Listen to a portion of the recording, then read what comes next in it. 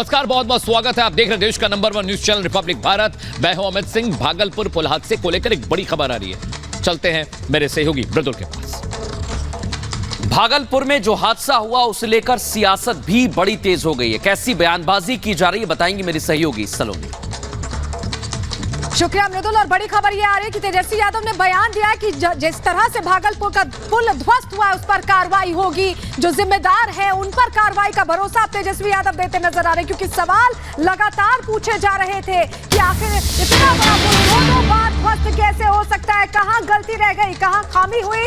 और तेजस्वी यादव ने कहा कि दोषियों पर सरकार एक्शन लेगी, हर हाल में पुल का निर्माण भी होगा, ये भी कह रहे हैं तेजस्वी यादव। इस वक्त ये बड़ी खबर बता रहे हैं। जी हां, 2014 से बनते बनते पुल अब तैयार होने की कगार पर था, लेकिन गिर पड़ा। अब तेजस्वी यादव कह रहे हैं कंपनी से पैसा वसूला जाएगा, हर हाल में पुल का निर्माण होगा और जो दोषी हैं सरकार उन पर एक्शन लेगी। जरा सुनिए। सारे जो हैं उसको तोड़ा जाएगा, ठीक है। संवेदक पे भी जो है, जो कॉन्ट्रैक्टर जो है उस पर भी कार्रवाई की जाएगी।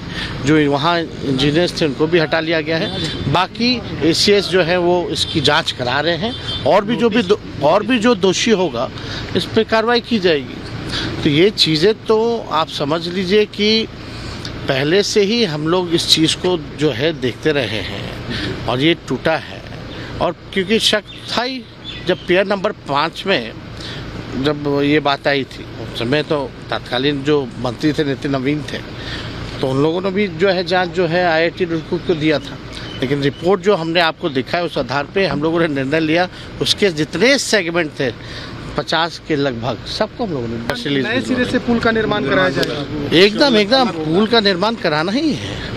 माननीय मुख्यमंत्री जी ने भी इनका जो है ड्रीम प्रोजेक्ट रहा है और लगातार 12 से जो है उनकी सोच रही थी, 14 से ये काम जो है सिलसिला चला है और हम लोग कोशिश करेंगे कि टाइम बाउंडिंग के अंदर जो है इसको काम किया जाए। सवाल उठ रहा है राशि का कि राशि जो देखिए जो खर्च हुआ है उसको हम लोग रिटेन करेंगे। हमने पहले भी कहा जो पहला जो पियर नंबर 5 का जो जितने सेगमेंट हम लोगों ने तोड़े थे उसको हम लोगों ने सरकार पे आने नहीं दिया, संवेदक पे ही आने दिया है।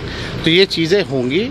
जो भी राशि, जो भी पुल का जो है, क्योंकि अप्रोच रोड का तो चलिए कोई दिक्कत नहीं है, लेकिन जो पुल का जो होगा राशि जो हम लोगों के खर्चे पे आ रहा था वो कम से कम जो भी कॉन्ट्रैक्टर होंगे उन पे ही आएगा।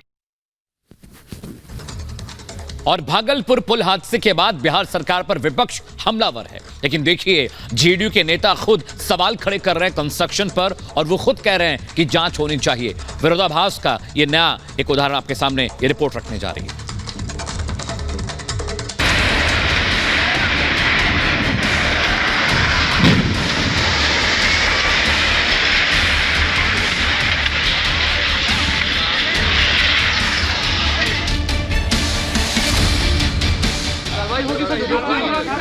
बिल्कुल कह तो रहे हैं, कल ही तो बोल दिए हैं।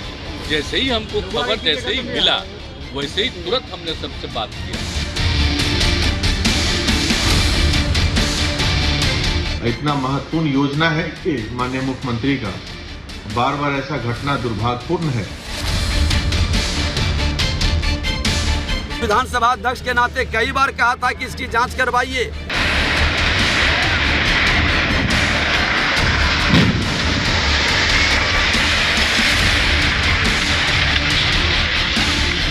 कल तक रेल मंत्री का इस्तीफा मांगने वाले भागलपुर में पुल गिरने की घटना के बाद बगले झांकने लगे हैं।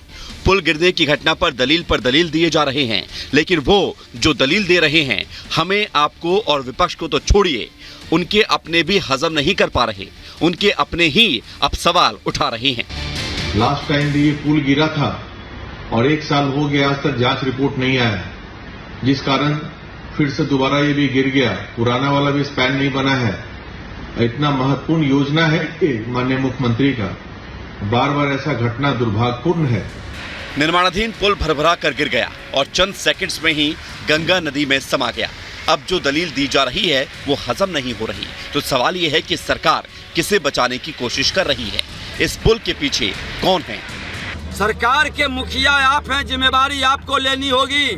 जो भ्रष्टाचार किया है उसको संपत्ति जब्त करिए और उस पर कार्रवाई करके जेल भेजिए। है हिम्मत आप करके दिखाइए। बहानाबाजी कर करके भ्रष्टाचारी को बचाने का खेल बंद करिए।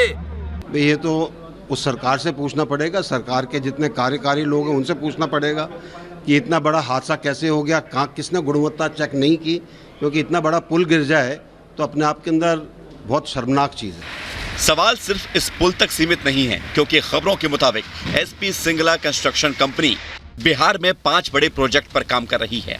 ये प्रोजेक्ट 30 किलोमीटर से ज्यादा लंबे हैं। इनमें पुल और फ्लाईओवर शामिल हैं।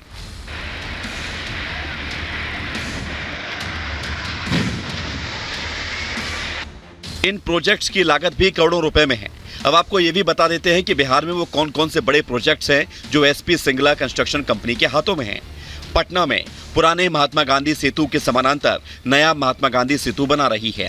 पटना में ही जेपी सेतु के समानांतर एक नया पुल, मोकामा में गंगा नदी पर नया पुल, किशनगंज में कस्बे में फ्लाईओवर तैयार कर रही है। एसपी सिंगला कंस्ट्रक्शन कंपनी पहले भी विवादों में रह चुकी है। ये कंपनी पहली बार जांच के दायरे में तब आई थी जब मई 2020 में पटना में मुख्यमंत्री नीतीश कुमार की महत्वाकांक्षी परियोजना लोहिया पथ चक्र के निर्माण के दौरान कंक्रीट स्लैब गिरने से 3 बच्चों की मौत हो गई थी। इस कंपनी की वेबसाइट के मुताबिक उसने बिहार में 8 नदी पुल, 3 एलिवेटेड रोड और 2 extra dozed cable stay bridge project पूरे किए हैं। यही नहीं, कहा यह भी जा रहा है कि एसपी सिंगला कंस्ट्रक्शन कंपनी दूसरे राज्यों ओडिशा, पश्चिम बंगाल, महाराष्ट्र, हिमाचल प्रदेश, पंजाब, अरुणाचल प्रदेश और जम्मू कश्मीर में भी कई परियोजनाओं को पूरा किया है। अब जांच के दायरे में एसपी सिंगला कंपनी के तमाम प्रोजेक्ट भी होंगे, क्योंकि इन प्रोजेक्ट्स की गुणवत्ता भी सवालों के घेरे में है। लेकिन फिलहाल सवाल भागलपुर में पुल गिरने और उसके पीछे चेहरों का है।